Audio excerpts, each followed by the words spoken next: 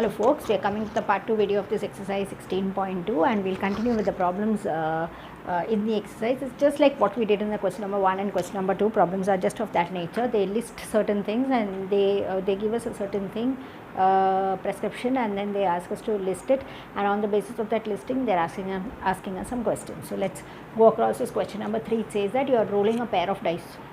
Till now in the previous question we had one die, we were rolling that and finding the answer. Now we are rolling a pair of dice. Two dice are rolled together and we are looking at the outcome. So we have to visualize. So the first die can give any number starting from 1 to 6. Second die also can give any number starting from 1 to 6. So when we consider all the possibilities, totally 36 outcomes will be there. When we consider the possibilities, of course, first die would be giving 1, second die would be giving 1, first die would be giving 1, second would be giving 2, 1, 3, 1, 4, like that you can have different numbers, and therefore when we cover the possibilities, there are 36 possibilities. On the basis of that, they are giving us some events, and on the basis of those events you have to judge which is mutually exclusive. So let's start right away. Let's start with the sample space. Let S be the sample space.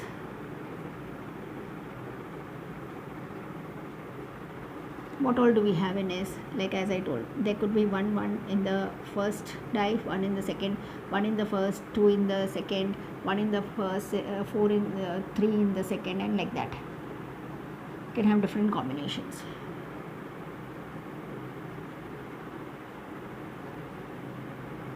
Yeah, 6 in the first die, 1 in the second, 6 in the first die, 2 in the second, and so on. You have so many possibilities. So that's our sample space. It consists of 36 events. Okay, now let's list this. Now let's list this A. It is those the set A. It's an event where you're collecting all those elements whose sum will be greater than 8.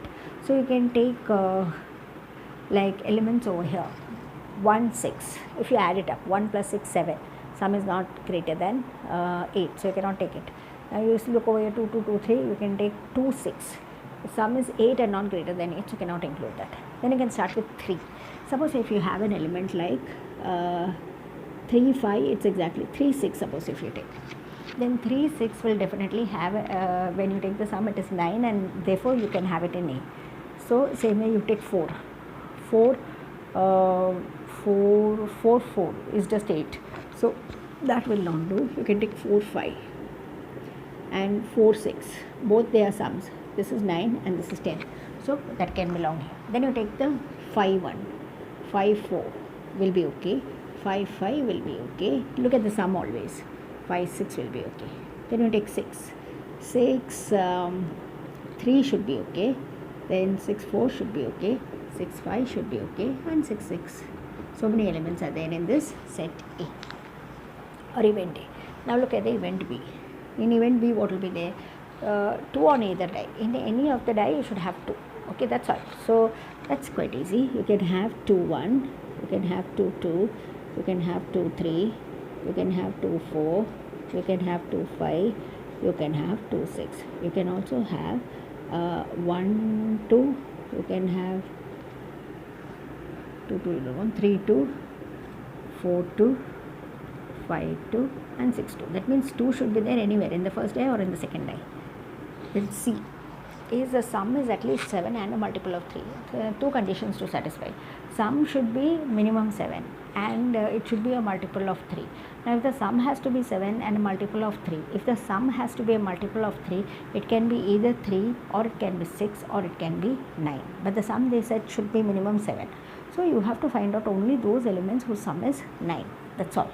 Right, because both these conditions have to be satisfied. Now that will happen only when the sum is 9. So let's look out for all the elements whose sum is 9. So which are those elements? Maybe 4, 5. Yeah, sum is 9. 5, 4, sum is 9. 6, 3, sum is 9. 3, 6, sum is 9. That's all. Right? Do we have anything else? No. Yes. So these are the set. Now which are mutually exclusive? They are asking. The mutually exclusive pairs events are A and B How do we have it? Is there any intersection?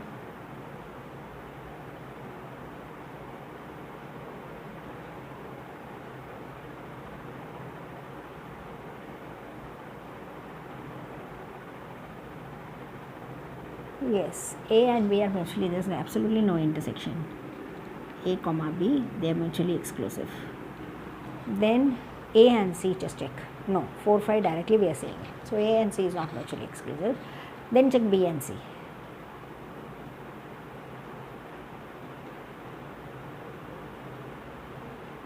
Yes, B and C also there is no intersection. So B and C, that's all. These are the two pairs which are mutually exclusive. Means I should not have, if you want, the reason is because A intersection B is empty. And here also B intersection C is empty. That's how they become exclusive. So that's about this problem. Okay. Let's quickly move to the next problem. It's just an extension of this problem. What they say is 3 coins are tossed. Till now we were dealing with the die. Now it is a coin. So you're tossing 3 coins and then you have to find out things. Right? Nothing new to us. Yesterday we did a couple of problems on this 3 tossing. So let's have the sample space directly. Let S be the sample space. And the trick that we applied yesterday, no head and all that. So this is no head, solely tails. Then 1 head. Then 2 heads.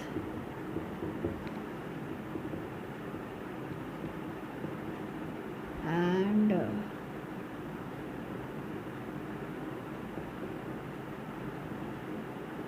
all heads. 8 events you'll get, 8 outcomes you'll get now. Yes. Now let's list this A, B, C and then we'll answer the questions. Let's see A. All the 3 heads shows me H. That's the only possible thing. Then 2 head and 1 tail. So 2 head and 1 tail. That's it. 3 tails. Right? Then head on the first coin. You should have head on the first coin. Remaining things we don't know.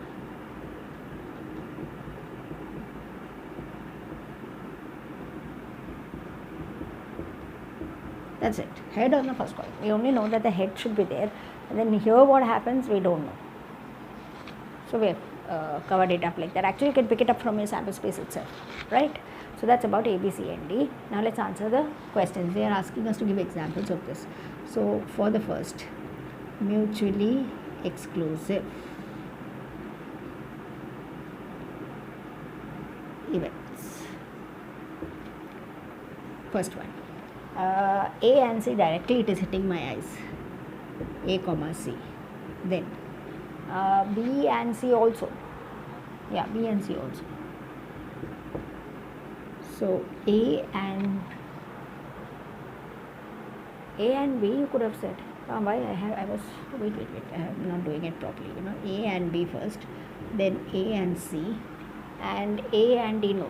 Then we'll start with B. B and C yes. B and C yes. Then B and D no. Some common things are there. So B and D won't. C and D yes. C and D has absolutely nothing in common. So that's it. Those are mutually exclusive. Next they ask us a simple event. Simple event means it should have only one element. That's all. Whatever is not simple is compound. So the simple events are A and C. Then the compound events. What all are not simple? They are all compound. So compound events are what? B and D. When there are many elements, in that event, when event is basically a set. So when there are many elements, then it becomes compound. It's a single element, it becomes simple. That's about it, right? Now we will move to the next question. Again, it is 3 coins. That's how we clubbed it over here because we have the sample space and all that ready. So it's easy for us to do the work. See, 3 coins are tossed. So by default, you have to write that let S be the sample space and you have to list the sample space. Okay. They ask us to give examples for the things that they have told us. 2 mutually exclusive event. You give example of any 2 mutually exclusive event. So here let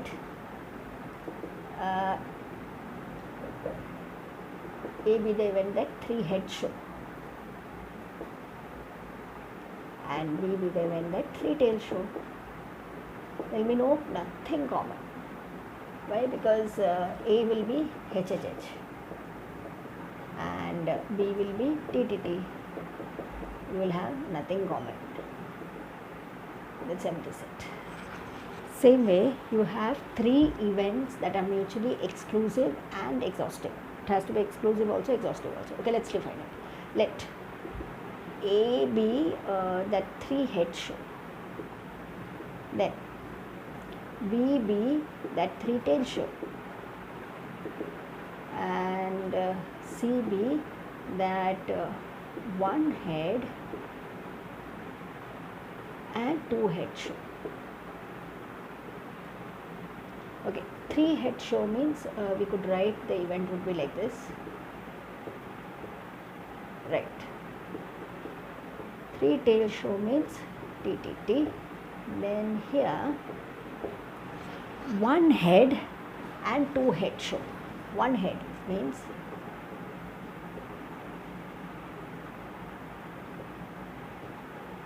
two heads.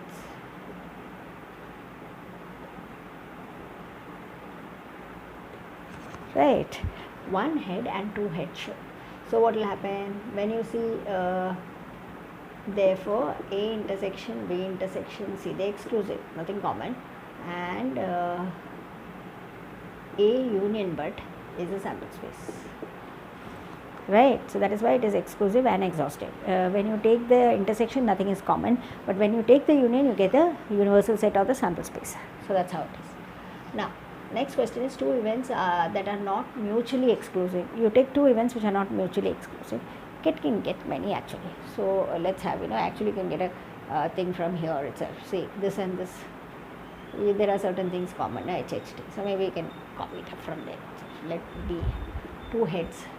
A be the event that two heads and one tail show. And B be the event that head is there on the first coin. Okay, so what is this event? This is coming as HHT, HTH, THH. And head on the first coin, this will come as HHH, HTH, HHT, HTT. Because it's there, I'm just putting it across. It's not mutually exclusive because there are common elements, which is like HHT is common, at least one is common, that's enough. The moment there is common, it's not mutually exclusive. Then two events which are mutually exclusive but they're not exhaustive. That's easy. Mutually exclusive but not exhaustive. Why we didn't write it like this? Yeah, same thing. Let A be three-head show and B be three-tail show. Right. So A is HHH and B is tail. That's it. Right. Then come to fifth one. Three events which are mutually exclusive but not exhaustive. They are exclusive but they are not exhaustive. So maybe you can have A, three-head show. Then B, three-tail show. Okay. Then C, head on the first day.